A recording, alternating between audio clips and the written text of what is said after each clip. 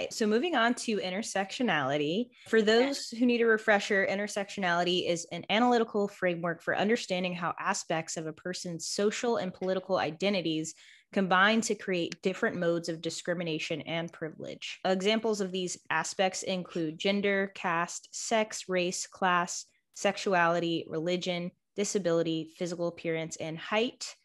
So my question is, what is your take on intersectionality, and how is intersectionality relevant to occupational therapy? If I could kind of tell one story that to me really shows this. When we were working on the Affordable Care Act, there was a group that was mostly racial and ethnic groups.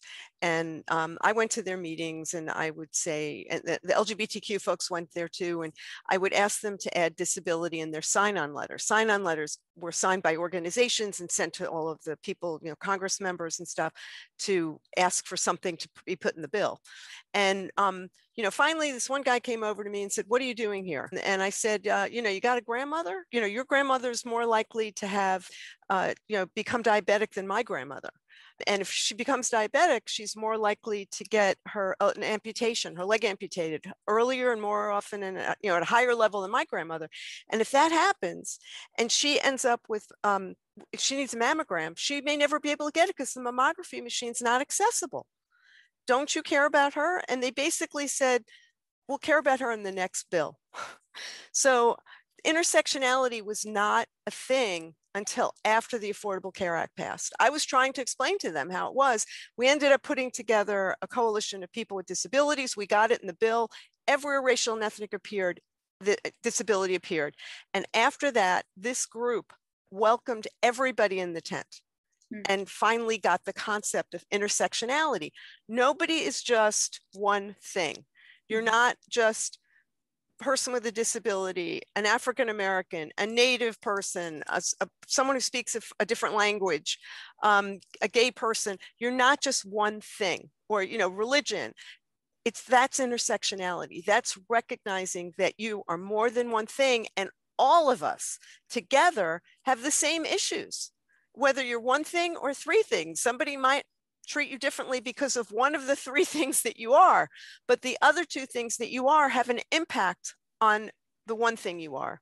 So it might be that if you're a member of a certain racial or ethnic minority and you have a disability, then people are going to treat you very differently from if you're one of those things. But they're all the same. They all contribute to the same, and they're all important, and we all have to advocate for each other because we're all in this together. People who are members of any underserved minority, whatever we want to call it, in any group is subject to more discrimination and more issues because of intersectionality. So if everybody who has, if we let everybody in the tent and we accept everybody as being an equal, that, some may have more than one or more than two or whatever, but we all advocate for each other. And this is an important piece for occupational therapy in our advocacy, because we should be advocating for our clients, no matter what they are. If they're blue, green, if they're from Mars, whatever they are, it's intersectionality. And we need, they have disabilities too. We need to advocate for all of those things as people. We're all people. And sometimes because we are members of different types of groups and ethnicities and disability, whatever, that has a greater impact. But we all experience the same issues, and we have to realize that and work together with each other. Well, and when you look at things that are happening, when people say diversity, equity, and inclusion, they always leave disability out. Right? Absolutely. So diversity includes disability. And when you talk about, let's look at the Affordable Care Act, when it was under attack and where they were trying to roll it back, the Affordable Care Act in Congress, everyone that they were bringing into the hearings were healthcare providers, insurance companies, this person, this group, LGBTQ, African-American, whatever, but not disability. But yet the disability protests were what saved the Affordable Care Act. The picture and images of them hauling us off out of our wheelchairs and dragging us out of the Capitol is what saved the Affordable Care Act.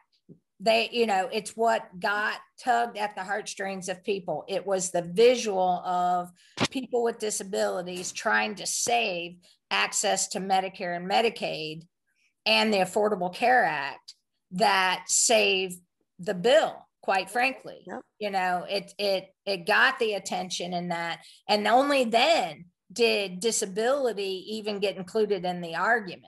But when they started calling people to speak, they didn't even include people with disabilities, because we're the one, you know, we don't count, you know, even though everybody that's using health at the time has either a temporary or a permanent disability. Or why are they going to the doctor, right? So because they have some type of illness, injury, or condition, right? And so, but it's interesting that, you know, even though like medical equipment and attendant care and things like that represent like not even a full percentage of cost, it's always the first thing they try to attack.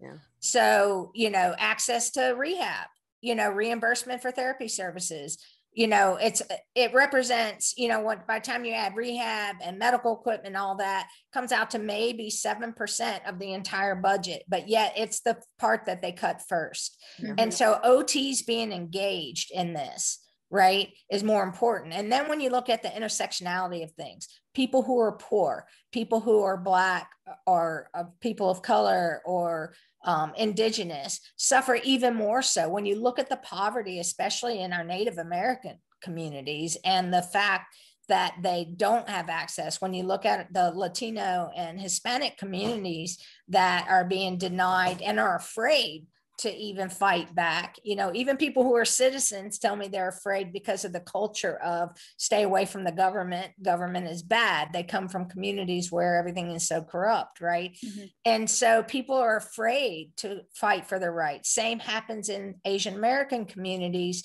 especially older populations who are people with disabilities that are age related. Just say yes to whatever the doctor says. They don't even know that they can stand up for their rights. And that's where occupational therapists have an imperative, should be helping people to understand they have rights, helping people to understand that they have a say. And if people are just going along with them, they need to stop and check their own bias and make sure that it's what that patient or that client really wants. Mm-hmm. Because people just go on autopilot, and we do it from the perspective we have, and people don't check their own biases and realize that they have them. You know, I don't know how many times people tell me I'm not a racist, or I support disability rights, I'm an OT, but yet they just discriminated against a student in doing field work. But they're, you know, and, you know, but they're not, you know, or someone is Jewish and they can't work on Saturday, right? And so they say, well, all of our students have to work. Well, not this one, you know, but that's still, that bias is there. If you are different, you're wrong. If you don't do it the way I do it, you're wrong. And when you take into account intersectionality and disability, how different cultures and different communities and sub-communities of those cultures view disability and how people with disabilities are supposed to act is totally different than upper middle class or rich white community. Upper middle class and rich people, they're getting every service in the world, including Medicaid and this help and this from this group and that group, because they're educated and informed, and they know the director of this nonprofit. They're sitting there with $1 million bank accounts and still getting free things for their child with a disability, because they understand how the systems work. But people who can benefit most from the systems don't even know the system exists, because nobody's teaching them, and they haven't been afforded those life experiences and opportunities. And that's where OT has to, again, check their own internal bias and make sure every client has every access to every resource, which includes community resources, and knowing what their rights are. And, you know, people who know me know that I say this all the time, but as OTs, we spend more time with our clients one-on-one than anybody else. And you have the time to say these things and discuss these things. You know, don't talk about the wedding you went to over the weekend. Talk to your clients about advocacy. about the kinds of things that they can do to advocate for themselves, where they can get information. I mean, these days you can even Google disability advocacy and come up with organizations that have web pages that'll tell you what to do. And again, as Sandy said, it goes back to the Centers for Independent Living. If you go to nickel.ncil.org, you will find organizations in every community, almost every community. There may be some rural areas that are a little further away from, but you can contact those organizations and say, I have a client, I'm an OT, I have a client who wants to vote and is having trouble, or my client wants to be able to participate in something at City Hall and it's not accessible. Do you have any suggestions on how I can advocate for them, or what I can tell them, how I can help them learn how to advocate for themselves? So we have resources. We just have to remember that we have a very powerful mechanism that we can use as OTs. And that's the time when you're doing passive range of motion, talk about this stuff and ask, what are your plans for voting? I'm not asking you who you're voting for, don't get me wrong, but I want to make sure, because you're an American, I'm an American, this is our civil right, I want you to be able to vote. Let's figure out how you're going to do it, because sometimes, now you're going to be a wheelchair user, the place may not be accessible. So why don't we discuss ways and challenges? How can we figure out so that you can vote? And again, I don't care who you're voting for. That's not why I'm here. I don't care if you're a Democrat or a Republican, a communist. I don't care. I just want, as an American, for you to have the right to vote. So let's talk about it. It's an ADL. I'm interested to see how many continuing education courses there are on advocacy in general, or even intersectionality. Well, you're starting to see more and more because of the current society. I mean, even, that's good. With AOTA, we've had the Multicultural Diversity and Inclusion Networks for 26 plus years. The Black Caucus has been around over almost 50 years.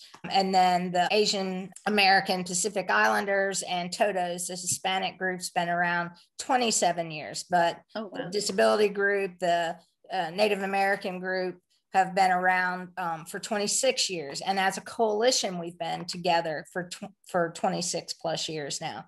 And then there's also an Orthodox Jewish group that's been around about 17 years now, I believe. Okay. So, and they're now part of the MDI as well. And so with knowing all that, and it started out of AOTA, but this year's the first year there's a diversity, equity, inclusion task force, right? And it's taken advocacy from the MDI every year to even get diversity and inclusion as part of Centennial Visions. Yeah. And I think even after the Centennial Vision and they didn't achieve what they were supposed to do, we had to fight again to get diversity, equity, inclusion included. And then even after all this debate back and forth during a business meeting, they still changed the language to not be as broad and as defining as what we voted on as a quorum of members. So again, why is that? Because if you look at the OT profession, it's a lot of WWWW. White walking women who are wealthy. Yeah, I haven't heard that. So Sandy coined that. It's great. Yeah, WWW stands for white walking women, and then we've added wealthy. So, and that's perspective all of our training comes from, right? All of our policies and that. When you look at who's running, this past election was the first time that over 60% of the people who were elected were diverse. And that's because we fought and advocated and encouraged people both within the MDI and COTAD to get people to step up and run and vote. And guess what? We made sure the diverse members voted. Yeah. And right? I think the other thing that helped, unfortunately, is the legacy of George Floyd and Breonna Taylor.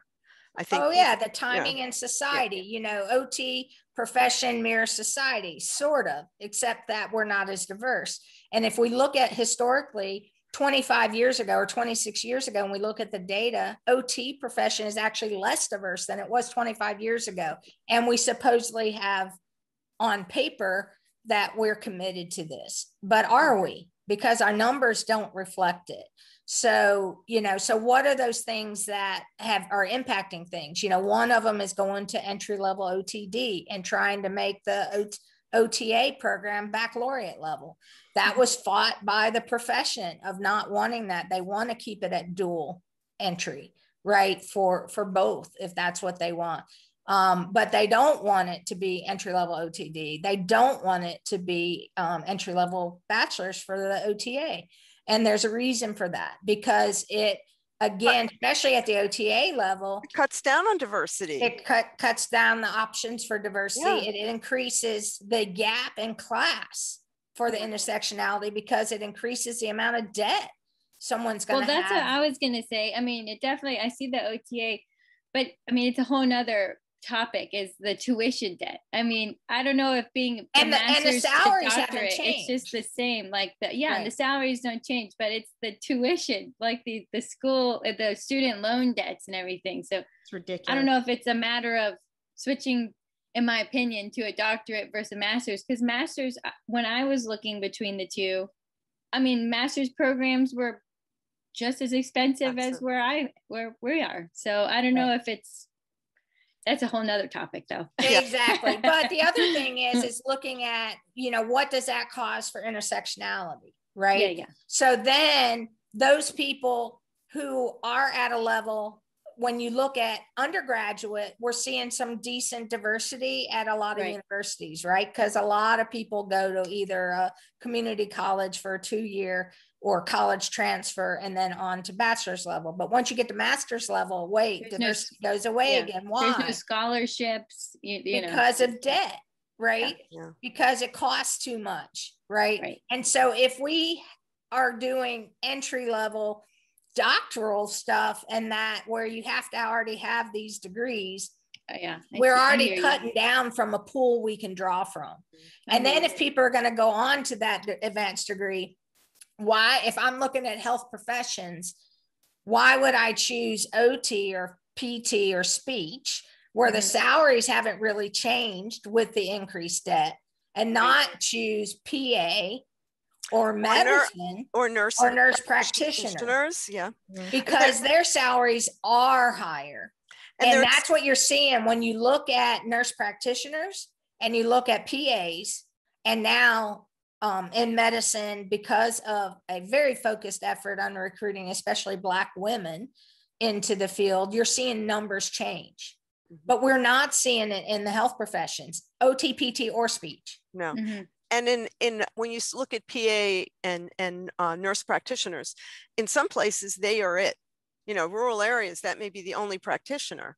So they're getting a lot of respect and a lot more than, we haven't changed. We're at the same level. And they get paid more. Exactly. For the same level of education. So if you're going to go into the debt, why are you going to choose this versus that, right? We also do a really poor job of recruiting and making awareness of our profession in all areas, especially underserved and marginalized areas, at grade school, middle school, and high school. People still don't even know what OT is. They fall into OT once they're in college, right? And so that's where we also fall short. And that all comes with intersectionality. People do what they know. So if you're only recruiting in the same areas you've always recruited, how is it going to change? Right. Our population of the United States is definitely more diverse now than it was 10 years ago, especially say 25 years ago. But so if our US population has changed, the number of people of diverse backgrounds, especially people with disabilities, I know for sure, has changed, then why are the numbers not happening? But some of the problem is we don't really have the data, because like AOTA doesn't ask, even on your membership form, right? The only data we have on disability is people who request accommodations on the exam. Well, that doesn't include the 90% of people who have a disability. You know what's interesting is ACOTE, our accreditation body, they ask on the faculty assessment forms when you have to report for accreditation, they ask that you report race and ethnicity, stuff like that, but it's voluntary. And I don't know why they're asking if it's voluntary. I mean, you think if they're collecting data. Because we said there's no data, so they started asking. Okay, but it's voluntary, so there's still no data. Right. So again, that advocacy part and looking at, do we really know what our real numbers are? And I would argue no. No, we don't know. But do we kind of anecdotally know? Yes, because how many of you have, when in your class, how many people that aren't white women are in your class, in your cohort? How many of them have an obvious or known disability? You know, you can look and see. Oh, yeah. You know, how many times are, you know, Megan, how many times are you the only person that isn't blonde, you know, in the room, right? Because even Hannah's a minority, because, you know, there's more blondes than there are brunettes, right? So when we're looking at intersectionality, when we can look around ourselves and say, what's wrong with this picture, right? And then how are our own personal experiences there again? So like for me, I'm a white female. I grew up in a middle-class family, right? I only had 11% minorities at my school. And I can only think of maybe a dozen people that had obvious disabilities. And of course they were in special ed, except for a couple people that were friends of ours from our neighborhood, right? That had CP or, you know, spina bifida or something, but they were, didn't have cognitive disabilities. So, you know, I grew up pretty white, pretty privileged, right? Until disability hit. And then I was on welfare. You know, I was having to live in the projects because that was the only place that had an accessible apartment because there was no ADA. Oh, wow.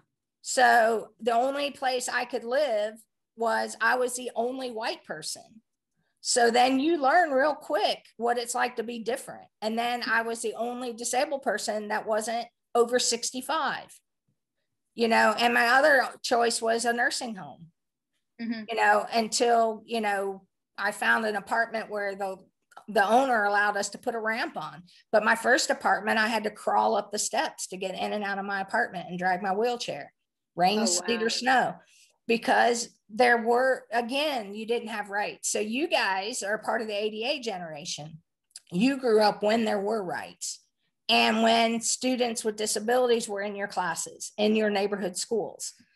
When we grew up, that didn't happen unless we happened to be at the school that had the special classes, right? Exactly. And they were usually in the back of the school, in the portables, away from everybody else, right? And even if you had a disability and you had no cognitive issues, because you were in a wheelchair, the rest of the building wasn't accessible, you had to be in a special ed class. So that's the life I grew up, the world I grew up in. And so when I first became disabled, there were really no rights, you know? And so I was right there at the cusp of when rights just happened, right? So I'm kind of an ADA generation person, but not really, you know? And so that's so, it's a difference. You know, it's such an amazing thing to see this difference. And as OTs, we have such power to help people learn their rights, their ADA rights. And to, you know, to be able to say, you know, if a doctor says he's not going to treat you because you have a disability, that's not legal. You can go online and you can Google, how do I file an ADA complaint? And you'll find a page where you can find either the NDRN groups or some of the others, and they'll advocate for you, and they advocate for you for nothing. You know, there are groups that do that. So people don't have to accept this stuff anymore. We're in a different world, and people with disabilities have rights. They may not know about them, and people who are trying to not give them their rights don't know about them, but you can find them online. And as OTs, I just see that as such an important piece to tell parents of kids with disabilities you're working with. You know, tell the teacher you don't want him in the back of the room just because he has a disability. He has a right to sit in the front of the room and where everybody else gets to sit. You know, one of the examples I use, and, you know, I can't help being a lawyer, with the Fair Housing Act. You know, people are told, oh, you can't go home because, you know, your landlord won't let you put a grab bar in the bathroom. They have to let you put a grab bar in the bathroom under the Fair Housing Act.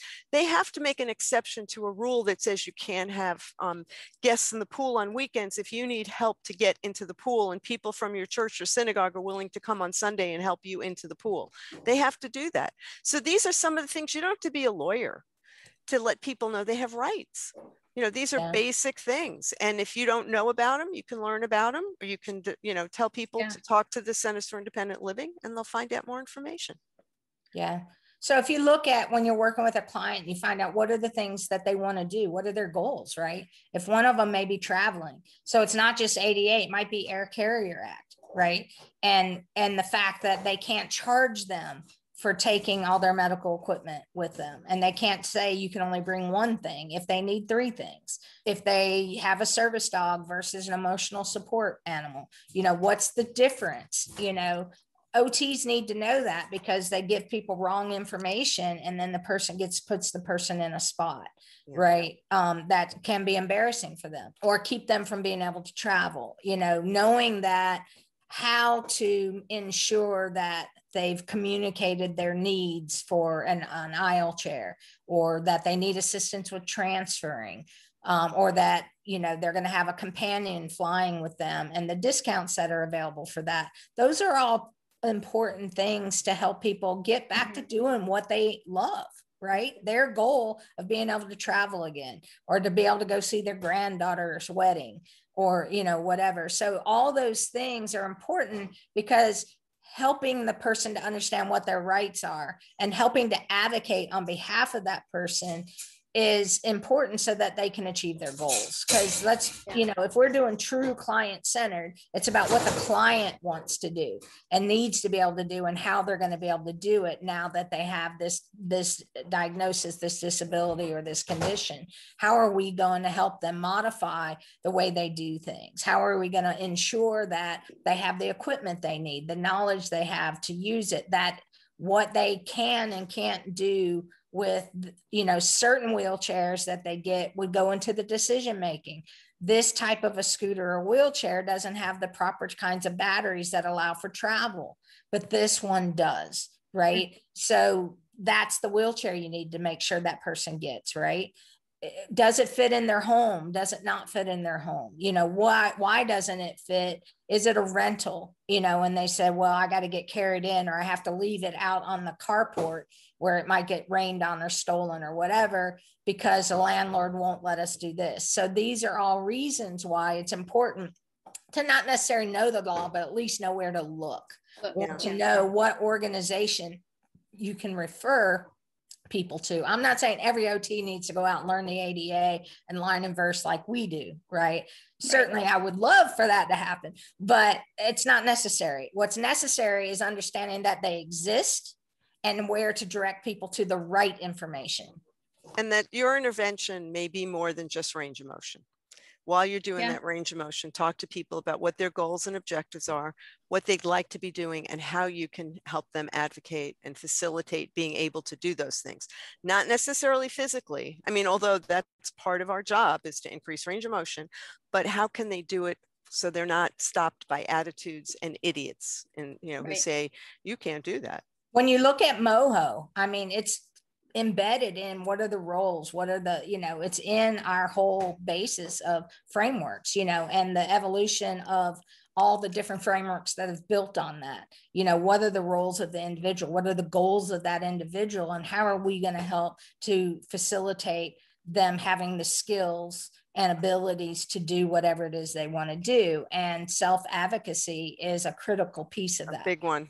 And you can't teach self-advocacy if you're not a good advocate yourself. Yeah. I mean, my last question, you both already brought it up and answered it. So it was just about how can we become better allies for individuals with disabilities, marginalized communities, but you already answered it. So yeah, well, and part of that is being engaged with the community, not just as the cure, not just as the person who's trying to fix them, but how to be that peer, you know, how to be engaged with the disability community and understand that, and help people embrace their new identity. Some people already have the identity when we come to them, and we ignore that, whether and multiple identity, the intersectionality of their identity. So respecting that people have an identity. I mean, I don't know how many times I've gotten sick or had a new condition or was in an accident, and I go into therapy and they start treating me like I'm some, you know, I haven't been paralyzed for 30 years. Like I don't know my system.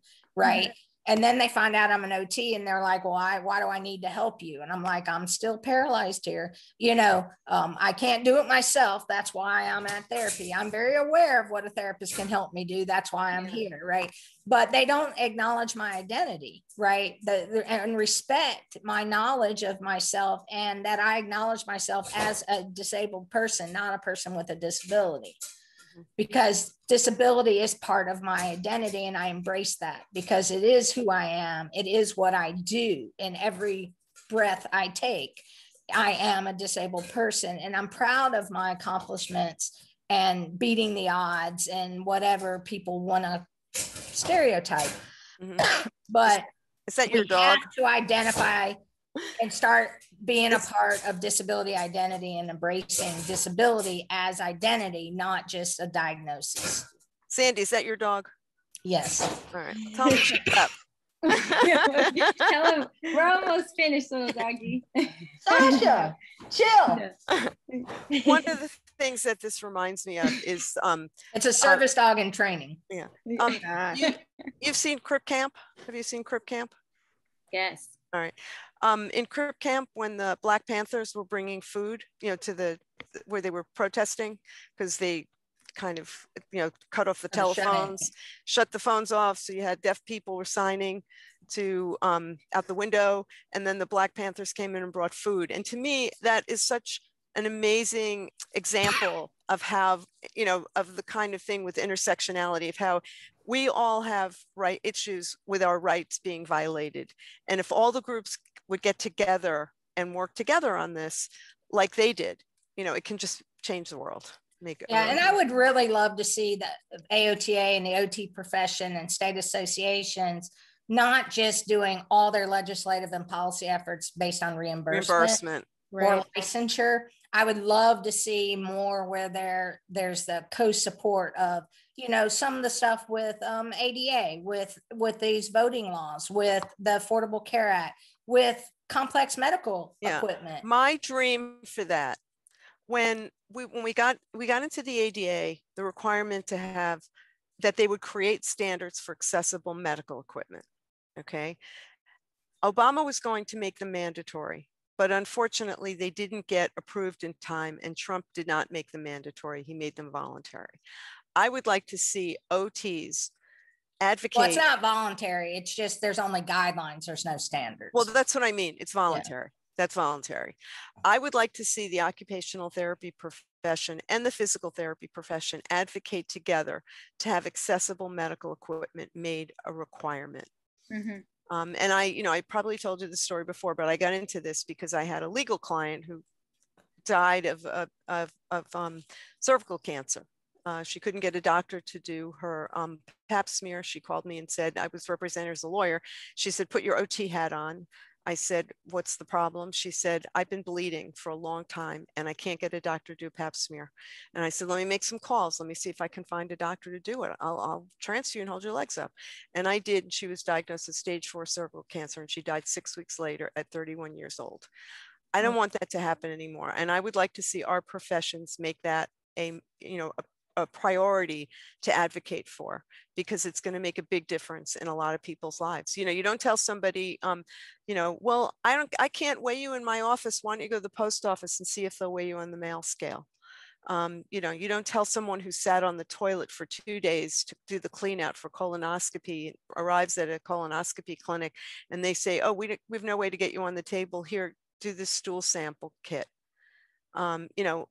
We've got to fix this, because people are literally dying for no reason. Yeah. And, it's that, again, when you talk about intersectionality of things, that if you broaden it from just looking at race and all that, if we look at the interdisciplinary approach of things, how are we, we do well with OTPT and speech a lot of times. So as a tri-alliance to work on legislation that's similar, like they've put forth a bill that they're trying to get passed and funded to get funding to help recruit diverse members, because all of them are hurting, right? So they're working on that. But like with complex medical equipment, PT has been on board, but we haven't seen OT, you know, other than maybe a sign-on letter. You know, where's that advocacy? And that's a role where we get reimbursed. But if it's only a small group, then it's like, oh, well, you know, but how are people going to be independent if they can't get the equipment they need? If the disability community is fighting for expanded home and community-based services, so why aren't we live independently at home and Yeah. get services they need at home, not just in institutional settings, which is Right. what many states require under Medicaid. That's our services they're not Right. able to get unless and we're not in that coalition. The OT community is not represented in that coalition other than me and Sandy. Yeah. So there's some OTs that are, but as a profession, we're not. We're the not, state yeah. associations are not. So that's where I think, you know, and OT has a unique position to speak and eloquently, both representing their clients, but also the why OT services are needed and we're the made role for OT the can home. do. Like when we work with some of the managed care organizations that are over the home and community-based services for the state, they're the providers, right? They don't even know what OT is. So how is OT going to get involved if they're not part of the legislation? If they were part of the legislation nationally on fighting for home and community-based services and fighting for the rights of their clients, managed care organizations would know who OT was, right? And they would know how the services of OTs could reduce the number of hours people need, because we would teach people how to be independent. So we're missing opportunities in which to advocate by advocating in coalition with our clients and consumers that we serve. We're made for that. Exactly. Yeah. Thank you both so very much for all the great information you have shared with us. And of course, your own personal experiences. We have learned so much from you both tonight, but that is all the time we have. So there's one last question for our guests. If our viewers want to find out any more information or how to get in touch or learn more from you, do you have a contact information you'd like to share? So certainly the occupational therapist out there, go to notpd.org. That's the network of occupational therapy practitioners with disabilities.org. The website is there. They can go to the MDI network on Facebook, or they can reach me at Touch the Future is my organization at admin, ADMIN, at touchthefuture.us. And if you need me, you can find me through, I'm on Facebook, Barbara Kornblau. Perfect. All right. Well, thank you ladies again for joining us and for all the wonderful work that you do. I hope everyone listening enjoyed this episode. Be sure to subscribe to our YouTube channel and share this episode, and visit us on otonthehill.com. Have a good night. Thank you. Great. Bye. Bye.